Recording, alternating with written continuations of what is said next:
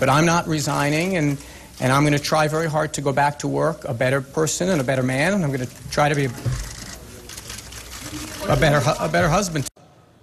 Out of bounds online. New York Democratic Congressman Anthony Weiner admits to sending lewd photos online and now faces a House ethics probe, as well as nationwide ridicule, on late-night talk shows. Our political analyst, Brian Crowley, joins us live with something that has truly become the talk of the country. And Brian, in this age of social media, why don't politicians learn that they're under a much bigger microscope than ever before, and what's the blowback from all this?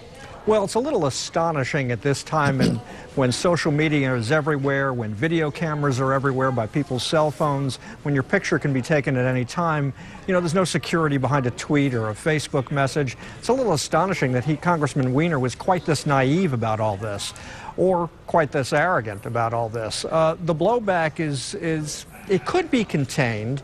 If nothing else comes out. I don't think it's necessary that he resigns from office at this point, as long as there isn't a lot of blowback or something new doesn't come out in the next couple of days. Democrats, though, are already signaling that they're concerned that the story goes on and on and on. Why should people in our community care beyond the issue about the scandal and the morality or immorality in this case? Why should they care politically or otherwise? Will it really have any real impact there? Well, I think that his actions in some ways are less damning than the lies that he told subsequent to that. He has this press conference last week where he very vigorously denies anything took place, angrily denies it. And then the next day he does these one-on-one interviews with the networks and the cable channels.